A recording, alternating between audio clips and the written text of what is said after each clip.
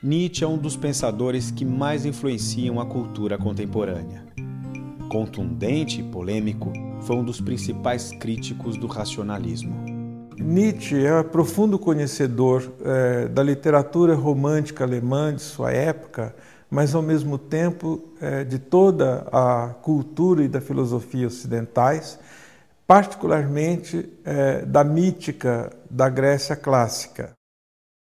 Encontra na tragédia grega a maior inspiração do seu pensamento a respeito do espírito humano, tal como ele deveria ter se desenvolvido, não fosse o comprometimento ocorrido justamente com o racionalismo que vai guiar, vai dominar o pensamento grego e, na sequência, todo o pensamento ocidental.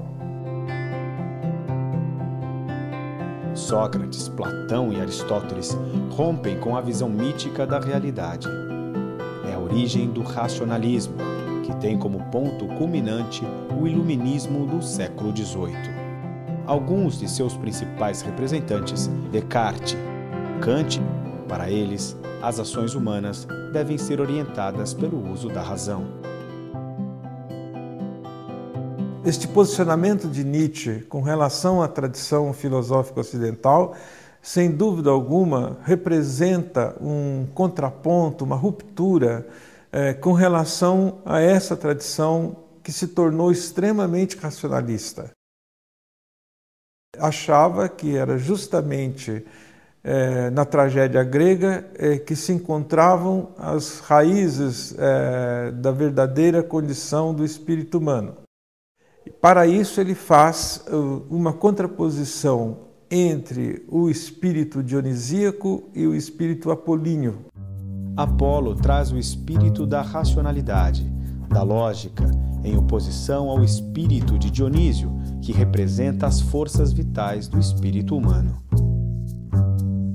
De acordo com Nietzsche, o espírito dionisíaco é o espírito da sensibilidade humana, daquelas forças mais profundas do nosso espírito, do nosso ser, que nos movem, que alimentam a nossa existência como força de potência, como vontade. Enquanto que o espírito apolíneo é o espírito da racionalidade, o espírito do pensamento lógico, que, segundo Nietzsche, é um pensamento muito matematizante, um pensamento pouco impregnado pelas forças vitais. E o que caracteriza exatamente a cultura ocidental foi ter se baseado, ter feito esta opção por esse espírito apolíneo, como se o principal da existência humana, a dimensão principal da existência humana, fosse a dimensão do conhecimento lógico, do uso da racionalidade. É isso que Nietzsche entende como grande equívoco da cultura ocidental e que comprometeu tanto a moral, a ciência, a filosofia, a arte, enfim, a própria maneira do existir humano nesta cultura ocidental. E é exatamente contra esta orientação que ele propõe, que ele faz a sua proposta de uma verdadeira revolução cultural, uma retomada dos rumos da existência humana. A filosofia de Nietzsche traz um grande projeto antropológico, ou seja, uma nova concepção humana, um novo modo de ser. Trata-se de voltar ao modelo de homem homérico, ao modelo apresentado pela mítica clássica dos gregos. Era uma visão que se tinha antes do surgimento da filosofia racionalista de Sócrates, Platão e Aristóteles, e dos rumos que ela tomou na Idade Média e na Idade Moderna.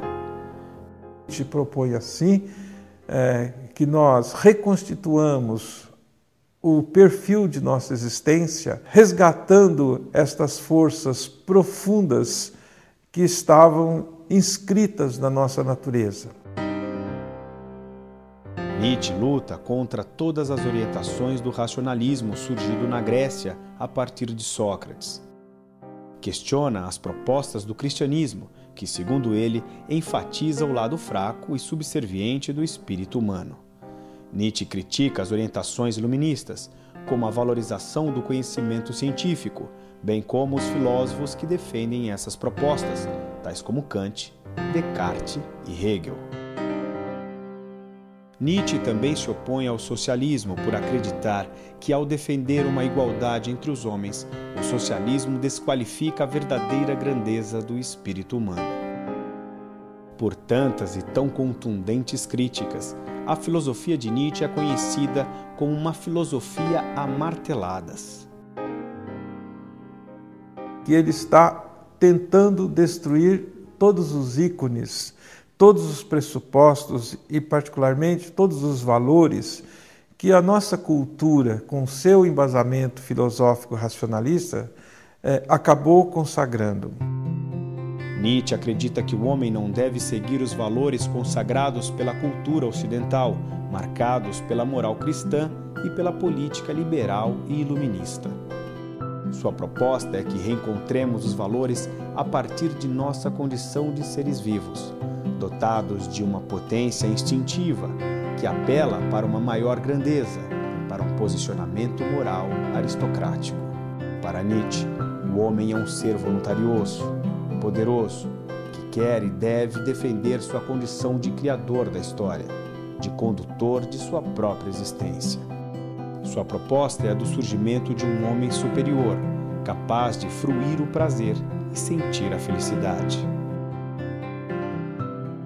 Nietzsche se posiciona contra a democracia liberal, se posiciona contra o socialismo, contra o comunismo, por entender que todas estas propostas, todas estas ideologias acabam escravizando de uma maneira ou de outra o homem, do mesmo modo que os valores morais do cristianismo conduziram o homem a uma situação muito análoga à situação do escravo. É bom entender, no entanto, que, ao contrário do que fazem algumas interpretações apressadas, de maneira nenhuma Nietzsche estava justificando com isto posições como aquelas que se consolidaram em sistemas políticos tipo nazismo, fascismo.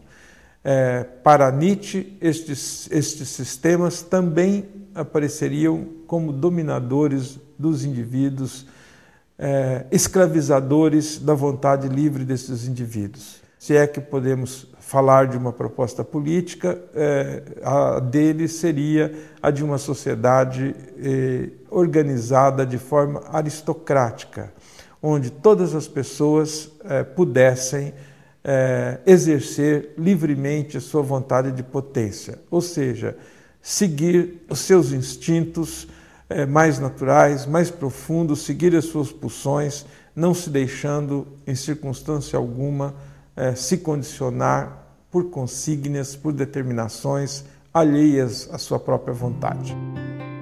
O homem deve ser um espírito livre, não deve se deixar conduzir como uma ovelha em um rebanho. Um indivíduo que exerce plenamente sua vontade de potência torna-se, para Nietzsche, um super-homem. Um indivíduo superior que não se deixa dominar por nenhuma força externa à sua vontade. Para ele, promover este homem superior deve ser o papel da educação.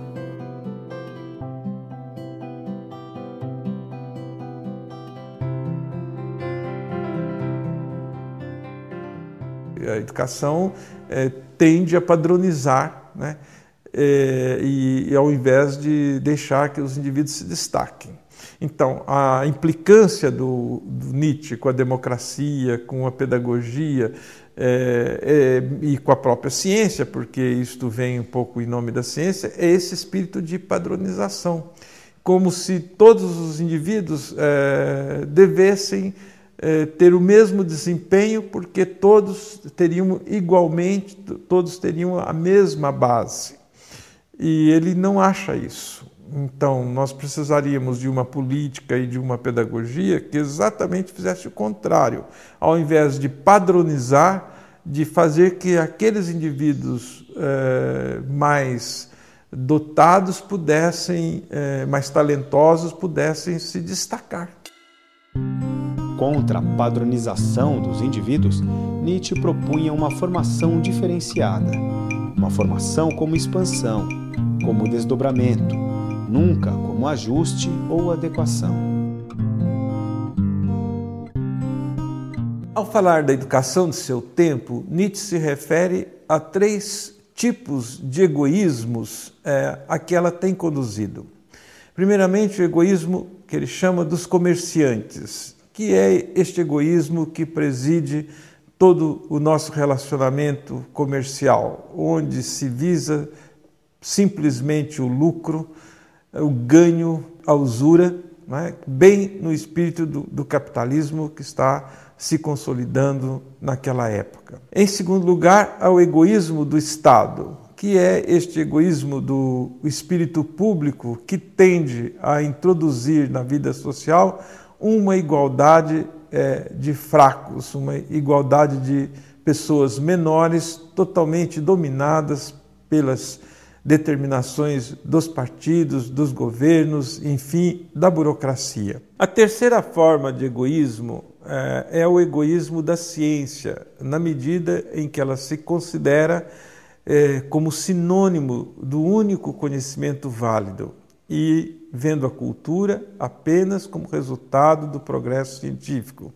desconhecendo os principais valores da existência humana, que são aqueles valores ligados exatamente à vontade de potência do homem, a todo este poder dinâmico que a humanidade traz e que foi sufocado pela tradição cultural racionalista do Ocidente.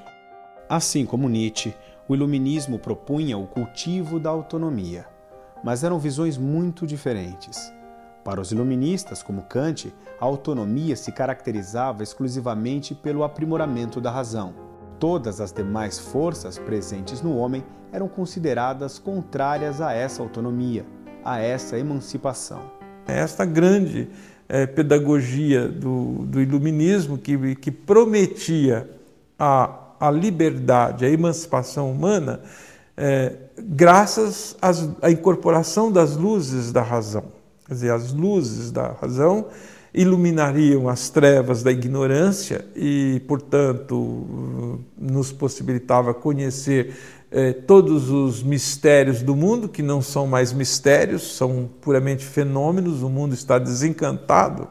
E, corolário disso, haveria igualmente a liberdade, a consolidação da liberdade, os homens poderiam se organizar democraticamente, né, numa sociedade, então, esclarecida, livre, igualitária, né, em que todos seriam felizes. Mas exatamente esta promessa do projeto iluminista da modernidade não se realizou.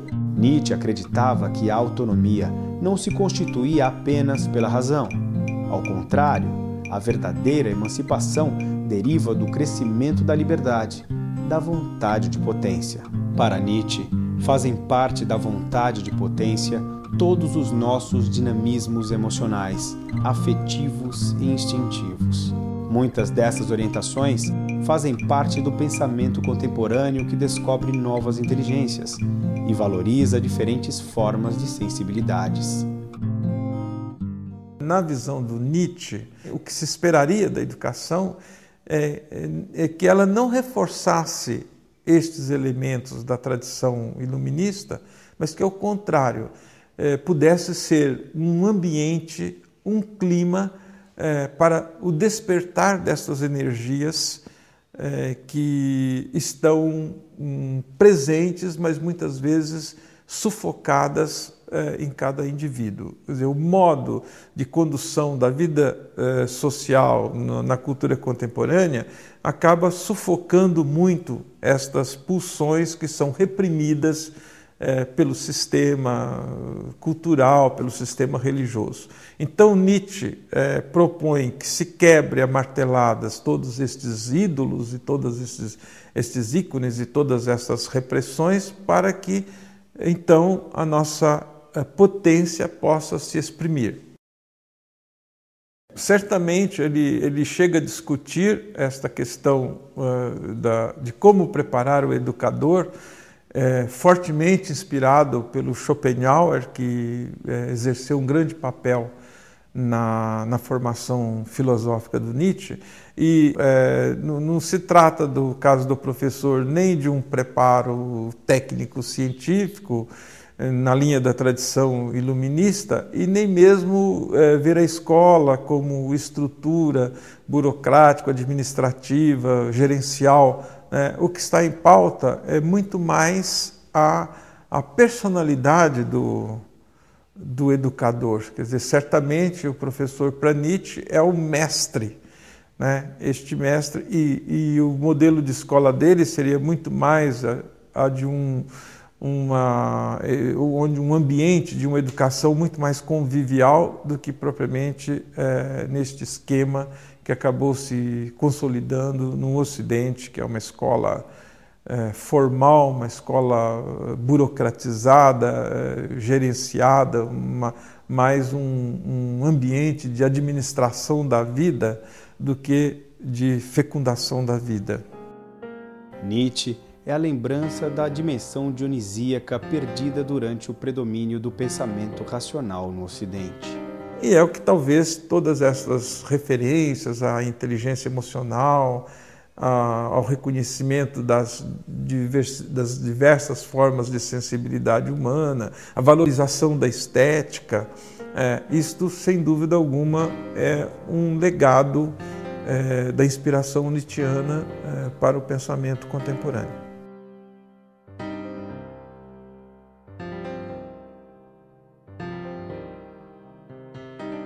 Seria característico desse espírito superior, desta vontade de potência, ser extremamente criativo, que, como se as coisas surgissem, esta força brotasse aos borbotões e levasse o indivíduo humano a ser muito mais um artista do que um cientista ou um técnico. Por quê? Porque ele está vivendo a expansão dos seus sentimentos vitais. Quer dizer, é a força da vida que empurra para cima e que torna o homem extremamente criativo, descobridor de coisas, como só ia acontecer com o verdadeiro artista, que não cria a partir de critérios racionais, mas justamente pela sensibilidade, pela capacidade de se deixar explodir, de se deixar expressar a partir da pulsão das suas próprias forças.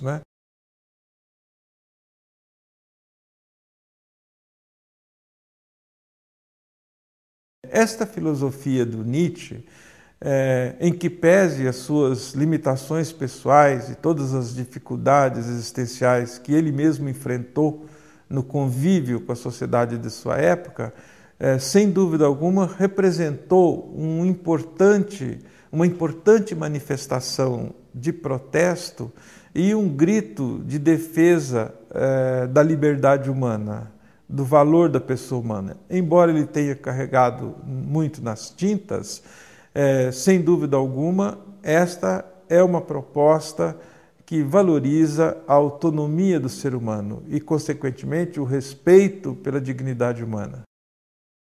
Embora incompreendido em sua época, hoje Nietzsche é a principal inspiração do pensamento filosófico pós-moderno. O Nietzsche, o Freud e o Marx, já na última metade do século XIX, já tinham percebido que a trajetória não estava no caminho certo.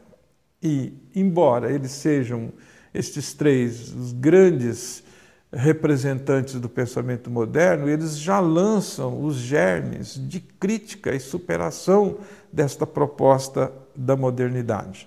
É por isso que o Ricoeur chama os três dos três profetas da modernidade. Não por terem consolidado a modernidade, mas por terem chegado à conclusão que a modernidade era insuficiente para a continuidade da história humana. A filosofia de Nietzsche foi um apelo coletivo, já que serve a todo indivíduo, mas também um desabafo pessoal, um grito de protesto contra as duras injunções que ele próprio enfrentou em sua vida profissional, amorosa e como cidadão. A vida do indivíduo Nietzsche não é uma demonstração da sua teoria, né? Mas por limitações, né? Acho que assim, ele tinha uma clareza de espírito muito grande para ele, né? Esse modelo de homem que ele visava, mas ele não conseguiu implementar isso pessoalmente, né? O que ele conseguiu, assim, de fato realizar é que ele foi uma personalidade rebelde, né? Quer dizer, foi corajoso para enfrentar todo o poderio da igreja, o poderio do poder público, né? Mas não tinha como, né, individualmente fazer tudo isso, né? A filosofia de Nietzsche é compatível com a cultura e a civilização contemporâneas? Em que medida o ser humano pode pautar sua vida a partir das propostas de Nietzsche? Sua filosofia poderia servir de inspiração a toda uma sociedade, ou somente seria possível inspirar o indivíduo? Em uma vida em sociedade, é possível seguirmos plenamente essa vontade de potência? Quais são as principais limitações para que tenhamos um espírito livre? Até que ponto podemos ser realmente autônomos?